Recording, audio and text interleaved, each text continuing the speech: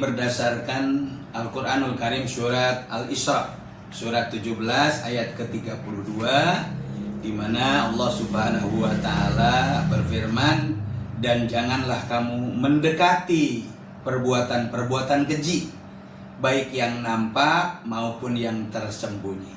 Ini peringatan serius tentang akhlak yang harus kita jauhi.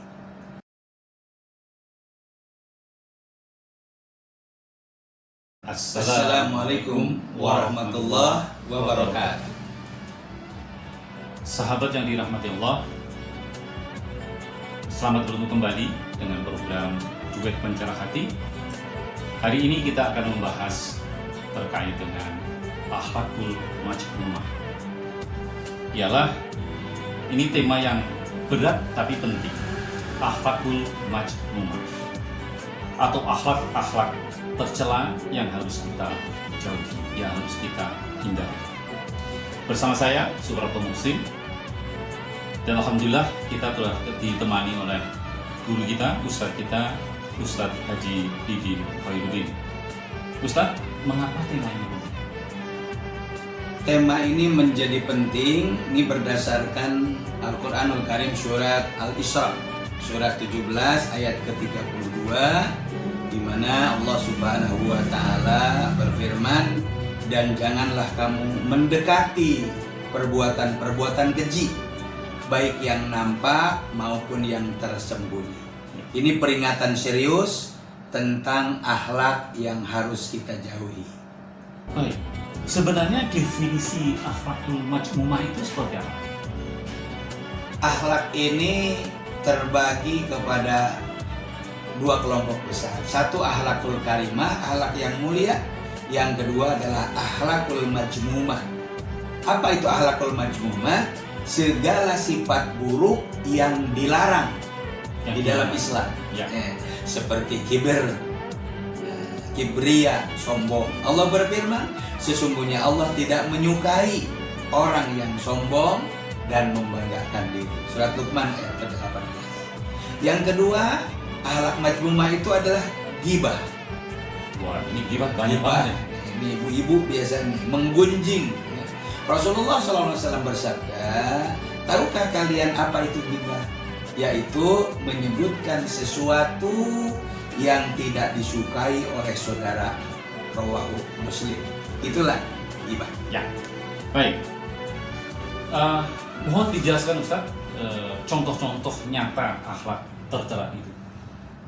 Di antara contohnya yang pertama adalah hasad atau dengki atau tidak suka dengan kesenangan orang lain. Rasulullah mengingatkan, hindari dengki, jauhi dengki. Kan dengki itu memakan kebaikan sebagaimana api memakan kayu bakar. Rawahu Abu Dawud. Jadi lama-lama kalau kita punya kedengkian, itu pahala kita bisa habis. Nggak ada dengan tersisa sama sekali. Yang kedua, dusta, bohong. Ini termasuk ciri munafik sebagaimana hadis. Tanda munafik itu 3. Jika berbicara dusta, jika berjanji dia ingkar, dan jika dipercaya dia hianat. Lalu yang ketiga, marah tanpa hak. Jadi marah tanpa jelas penyebabnya karena apa? Nabi mengajarkan satu doa, auzubillahi minasyaitonirrajim, ketika marah, berlindung kepada Allah dari godaan setan yang terkutuk. Oke, lantas apa konsekuensi jika kita memiliki akhlak-akhlak yang kurang baik? Salah satu akibat atau konsekuensinya Allah firmankan dalam surat Al-Hujurat ayat ke-12, janganlah ada di antaramu yang menggunjing sebagian yang lain.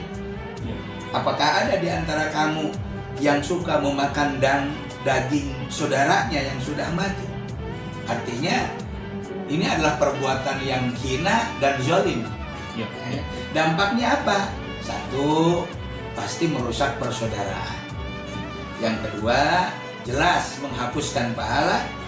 Dan yang ketiga, mendatangkan azab yang pedih dunia dan akhirat. Bahkan Rasul bersabda, sungguh yang paling aku cintai dan paling dekat denganku di akhirat adalah orang yang terbaik akhlaknya. Nah, karena ini kadang-kala ini sudah masuk kepada dalam hati umat manusia, kita-kita ini Ustaz. Nah, bagaimana cara mengobati penyakit akhlak ini? Kalau ini sudah berlanjut, Mas Haji Prapto, berlanjut menjadi kegiatan atau apa yang kita lakukan. Yang pertama, taubatan nasuha. Taubatan nasuha. Allah berfirman, bertobatlah kamu semua kepada Allah, wahai orang-orang yang beriman, agar kamu beruntung. Surat An-Nur ayat ke-31. Jadi taubatan nasuha salah satu langkah yang pertama. Yang kedua, muhasabah diri, mengevaluasi diri. Umar bin Khattab berkata, hasibu anfusakum qabla an tuhasabu. Hisablah dirimu sebelum dihisab oleh Allah Subhanahu wa taala. Dan yang ketiga, bergaul dengan orang yang soleh, bergaul dengan orang yang sering ibadah. Insya Allah kita akan terbawa untuk melakukan kebaikan. Dan yang keempat, perbanyak zikir, perbanyak mengingat Allah, seperti membaca kalimat tauhid la ilaha illallah. Ini bisa menghilangkan takabur, bisa menghilangkan kesombongan. Baik. Kemudian di era digital saat ini, bagaimana kita menghindari akhlak majmumah di media sosial, di sosmed? Ini barangkali termasuk satu tuntunan dari baginda Rasul yang mulia, ya. Man kana yu'minu billahi wal yaumil akhir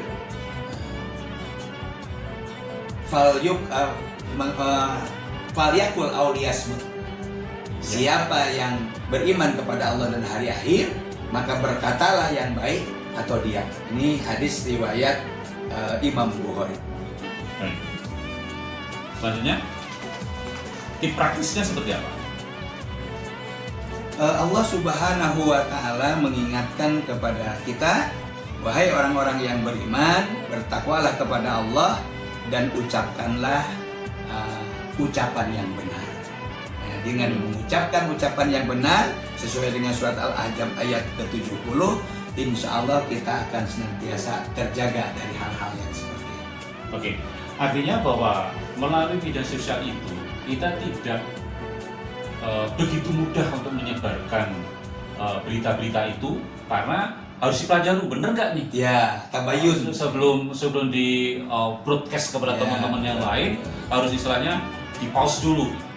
Bener nggak ini berita ini? Kemudian yang kedua, misalnya berkomentar tadi yang baik, jangan komentar negatif, gitu kan? Atau mungkin kita memblok dari konten-konten yang provokatif, yang memecah belah. Itu ya betul Mas Haji. Gerak secara spontanitas tadi dipikirkan sebelum diposting, hindari komentar yang negatif, termasuk juga kita tidak boleh menyebarkan atau ngeblok saja konten-konten yang sekiranya akan muncul hal yang kita tidak inginkan. Baik Ustaz. Terima kasih Ustaz Didin. Saudara sekalian, mari kita jauhi akhlak-akhlak yang tercela ini. Like, share, dan subscribe untuk program Duet Pencak Hati ini disebarkan kepada teman-teman saudara sekalian, supaya saudara kita mendapatkan pencerahan dalam hidupnya. Terima kasih. Assalamualaikum warahmatullahi wabarakatuh.